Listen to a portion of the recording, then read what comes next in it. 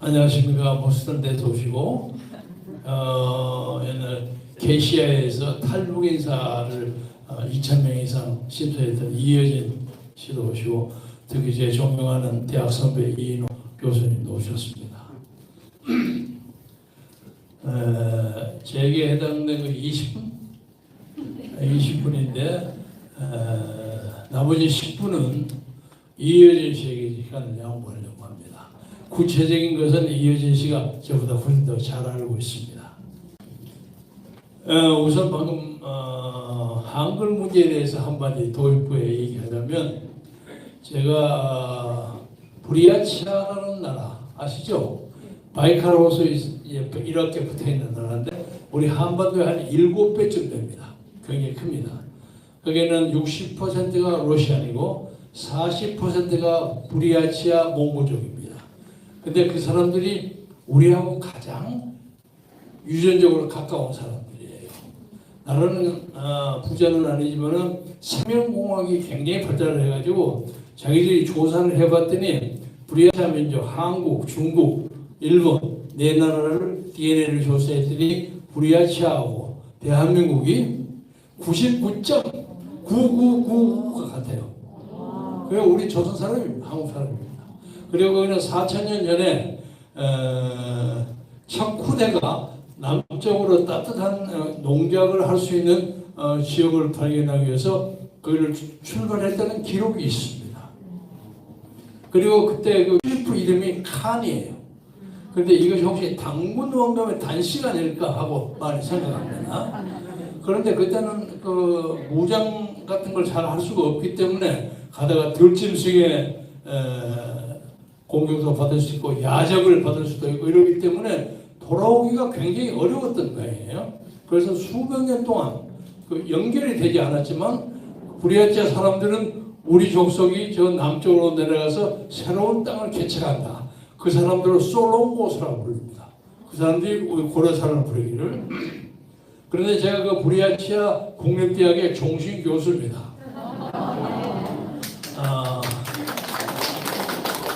김대중 정부 때 제가 거기를 방문한 적이 있는데, 우선 한글에 대해서 얘기를 하자면 거기에 우리나라 말하고 비슷한 말이 2,000개 이상 있어요.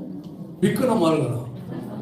색동적으로 있고 성황당 있고 다 있어요. 가보면 거기에 있는 여자들이 전부 여러분하고 똑같아요, 생긴 게.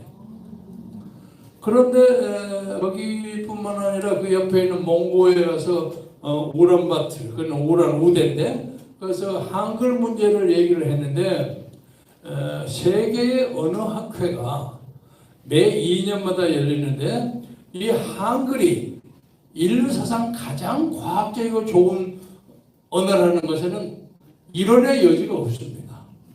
그리고 세종대왕이 한글을 만들기 전에 거기에 있는 성삼문, 정인지, 신숙주 이런 사람들을 가지고 한글 언어의 관계에 대해서 여러 가지 리서치를 했는데, 일설에 가면 만주 지역의 스키포노?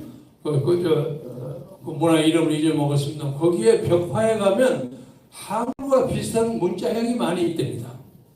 그것도 나중에 여러분의 리서치로 찾아보시면 됩니다. 그리고 한글을 아시다시피 이게 하늘과 땅과 뭐 지하 이거를 한 것뿐만 아니라 인간의 입을 가지고 만든 겁니다. 아시죠? 혀가 나오냐, 붓냐, 벌리느냐. 그래서 인간의 모형과 자연의 선미를 이용해서 만든 언어인데, 이것이 AI 시대의 컴퓨터에서도 한글의 전달력이 어떤 언어보다도 빨라요. 그래서 요약하자면 방금 한글 문제를 얘기해서 제가 결론 삼아 얘기하자면, 한글 언어학회나 한글을 사랑하는 많은 사람들, 아까 이 성경사님도 얘기했지만 지금부터 한 50년이나 100년 후에 세계의 언어가 한글로 통일이 된다면, 지금 영어처럼 벌써 그렇게 남았어요. 세계 평화에 굉장히 도움이 될 것이다. 그런 이론이 있다는 걸 여러분에게 말씀드립니다.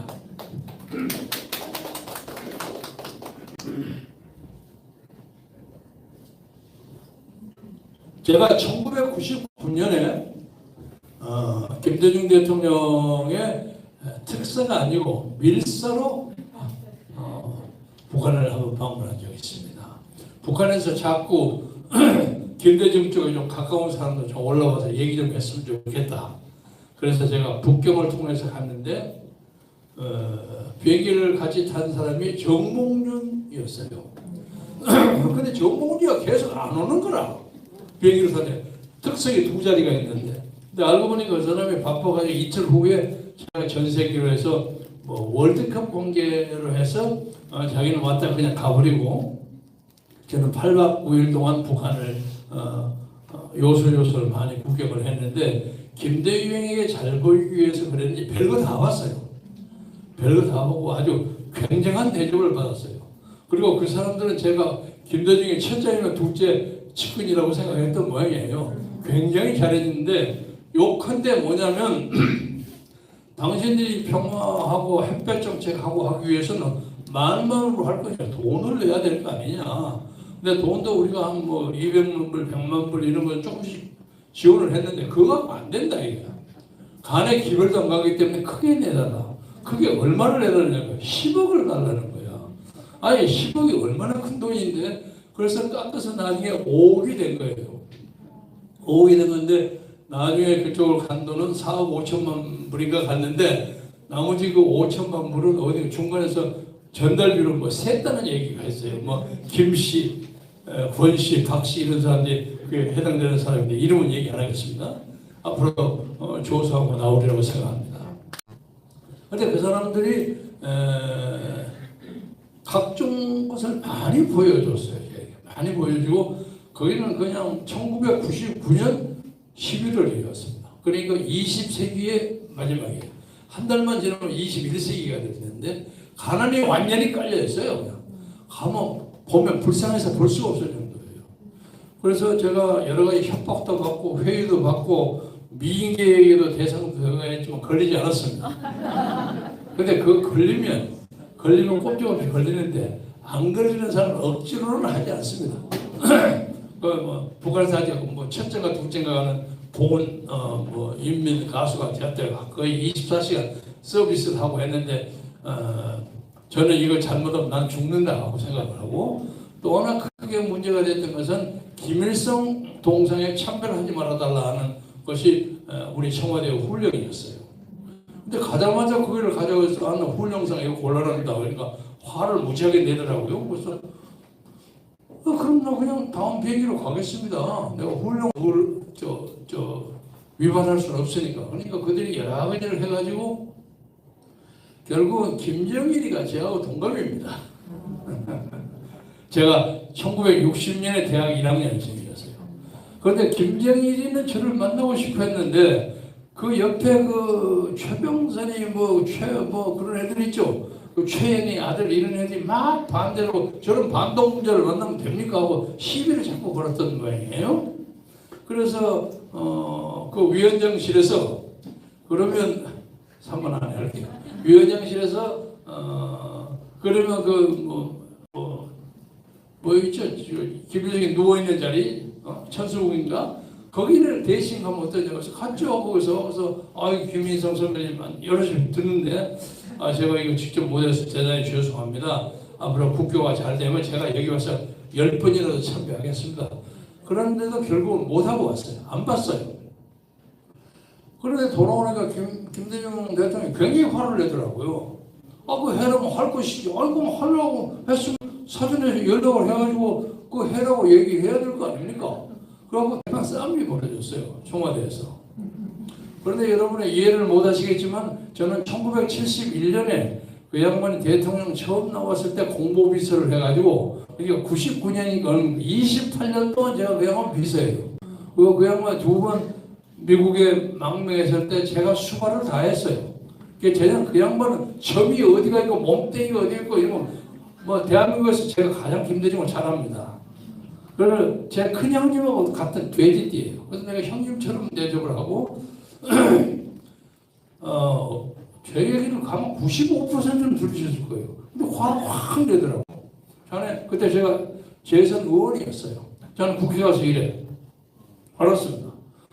돌아오면서 선생님 두고 보세요. 반드시 분명을 받으면 내가 받아요. 빨리 가! 이러더라고. 그 후에 그 양반이 돌아가시기까지 못 만났습니다. 그러니까 제가 그 과정에서 고분고분하게 해서 별거 다 했을 거예요. 그리고 그 후에 저에게 무슨 북한에서 만나던 사람들이 와서 이제 이게 중요한 문제입니다. 대통령 경선에 나가라는 거예요. 그래서 당신이 어떻게 나를 밀어? 장난삼아 물었죠. 우리가 밀 자신이 있다는 거야. 1000만 표를 해준다는 거야. 1000만 표를 어떻게 당신이? 이 사람들 웃기네. 내가 어린애야. 자신 있습니다. 근데 알고 보니까 그 2002년부터 부정선거기를 만든 것 같아요. 당시에 신건 국정원장, 요새 세상단의 이해찬, 박지원 이런 사람들이 주도를 해서 그 선거 투표기를 개발했는데 처음에는 그것이 선거에 과학화라는 명분이 있었기 때문에 크게 위협스럽게 생각하지는 않았습니다. 근데 나중에 그로부터 시작해서 대한민국의 선거는 완전히 버리게 돼 있었어요. 그래서 아까 어느 분이 말씀하셨습니다만 대한민국에서 가장 중요한 문제는 부정선거를 때리고 없애야 합니다. 5.18 문제를 얘기를 하자면 이어진 시간 마지막 얘기를 많이 할 겁니다만 제가 그 참배를 안 하니까 애국열사령이라도 한번 가라. 그래서 애국열사령에 갔더니 들어가니까 왼쪽에 이렇게 한 9명이나 한 10명 정도 비석이 서 있는데 광주 인민항쟁의 용 누구누구의 묘 이렇게 써 있더라고요. 그래서 당신이 광주가 무슨 관계가 있어? 관계가 있죠. 거기에 제가 수행원이 2사람 있었는데 수행원 2사람 안내는 김학철이라는 인민군 축구팀 풀팩을 했던 그 친구가 만나고 저를 안내하는 사람은 김성대학 국제공개학과를 나오는 지 아버지가 노동당 부장의 아들이에요. 굉장히 잘생기고 부잣집 아들이에요. 이놈가 이제 저를 상대를 하는데 했다는 거예요. 언제 정신이 어떻게 했어? 그때가 99년입니다. 그래서 제가 보기에는 5.18 단체들이 이걸 부정하고 어쩌고 하지만은 얼마 전에 지만은 사건에서 광주 고등법원이 김경재가 했던 증언력을 신빙성을 인정했습니다. 네, 그러니까 그것은 저는 어떻게 생각하느냐면 5.18 당시에 광주에 있었던 근처에 있었던 고정관청 그리고 몇 사람의 에이전트가 와서 거기에서 희생된 것을 세운 걸로 그렇게 생각했습니다. 그런데 그러기 전에 2년 전에는 황정혁 씨가 탈북에서 한국에 내려갔을 때 그 비석 세웠던 명단을 권영의 안기부장에게 줬다는 거 아닙니까? 그거는 YS도 봤어요. 김영삼. 근데 그 사람들이 덮었어요. 덮고 황정혁의 투항을 묵살해버렸어요. 그래서 황정혁 씨가 그 생애의 마지막 부분을 굉장히 고독하게 살았습니다. 그리고 김대중 때도 황정혁은 미국을 방문했지만은 간신히 방문했지만은 그 근처에 사람들이 많이 붙어가지고 충분하게 자기 의사를 표현하지 못하고 세상을 떠났습니다. 그리고 황정혁은 여러분이 아시겠지만 김일성 대학 총장하고 김일성의 주체 사상을 만든 기한자입니다. 근데 그 양반을 그렇게 두 대통령이 역대 대통령이 괄세한 것은 한국사의 중대한 배신이라고 기록될 겁니다.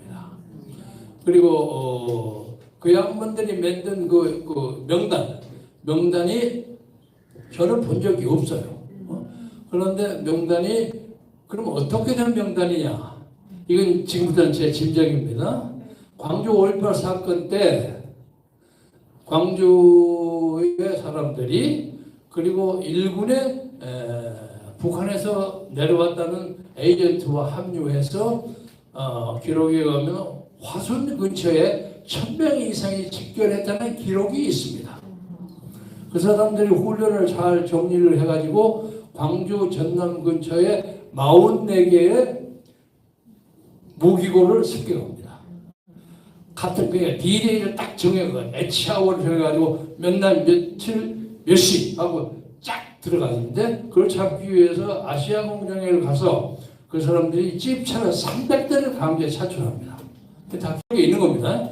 그래갖고 여기 똥 하고 딱 1시간에 가서 그걸 점령을 해서 나중에 그 반납한 무기가 5,603정입니다. 그러니까 그런 것은 일본 사람이 훈련해서는 도저히 불가능한 거 아니냐. 그래서 이 관련해서 아까 제가 맨 처음 얘기했다는 그 10여 명의 그 사람들 뿐만 아니라 나머지 플러스 알파가 있을 것이다. 근데 플러스 알파에 대해서 30초만 더. 플러스 알파에 대해서 강력한 증인을 내가 가지고 있습니다. 알고 있습니다.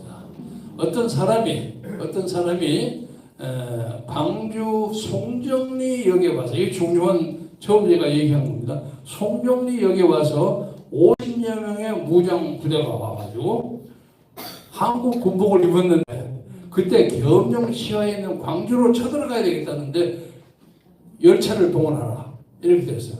열차를 밀어붙이겠다는 거예요. 그런데 그 담당자가 알겠습니다 하고 광주를 연락하세요. 아니 그 연락이 정확하지 않으면 열차 올 수 없다고 그럽니다. 그래서 계속 빼다 먹고 난리를 치다가 걔가 생명의 위협까지 느꼈어요. 지금도 살아있어요. 그래가지고 결국 그 사람들이 그 총을 버리고 사라졌어요. 그래서 나중에 계엄군이 와서 그 총을 수거했습니다. 증인이 있습니다. 그래서 아마 그런 코멘도 한 50여 명의 코멘도가 적어도 하나, 둘, 셋 정도는 광주의 무장투쟁에 참여하지 않았는가. 그렇기 때문에 그 사람들이 다 모아가지고 광주 교도소를 5번 내지 6번 습격하지 않았습니까? 실패했어요. 그런데 광주 교도소는 뭐냐? 대한민국에서 정치범이 가장 많은 데입니다. 소위 친공 문제가 가장 많은 데인데 그렇지 않고요. 그걸 습격할 리가 없잖아요. 그걸 끌어내가지고 동지 삼아서 아마 인명항쟁을 하려고 했던 것 같아요. 그런데 그 실패해가지고 그 사람들이 한꺼번에 몰살을 당했습니다. 그래서 계엄군이 대기하고 있다가 그래서 그 사람들이 충청도 어딘가에서 그 무용고 그 시체로 해서 집단 매장이 돼 있었어요. 근데 나중에 그 황병서라고 있죠, 북한에 그 아시아 그 아시안 게임에 왔던 사람, 그 사람들이 당시에 문재인하고 협상을 해가지고 그 뼈를 갈출해서 가져간 걸로 상정이 됩니다. 그래서 북한에 있는 그 황정엽이가 가져온 묘지에 그 이름 나오는 것이 아마 그 사람들 이름인 것 같아요. 그런데 이게 뼈기 때문에 뼈를 따지려면 이게 남성, 여성은 구분할 수 있지만 DNA를 하나씩 전부 잡기가 어려웠기 때문에 묘지 옆에다가 남성묘, 여성묘 이렇게 크게 2개를 세웠다는 겁니다. 한꺼번에 묻었어요. 그러다가 나중에 문제가 되니까 요새 그것도 치웠다고 알려져 있습니다. 북한에는 우리나라 말로서는 예를 동작 묘지 같은 하나 있고 나머지 대전 현충원 같은 것이 한 5개 있습니다. 곳곳에 있습니다. 그게 어디로 옮겼는지는 모르겠어요. 다만 이 문제가 광주 항쟁이라고 부르는 사람들이 자기들이 진짜로 광주 민중들의 민주적 항쟁에 의해서 일어났는지는 증명해야 합니다. 여러 가지 의문이 많습니다. 또 하나 라스트로 얘기하는 것은 지금 저도 광주 항쟁에 처음에 관계했던 사람들 중에 적어도 20-30명하고는 지금도 열심히 교류합니다. 제 동지들, 동생들이에요.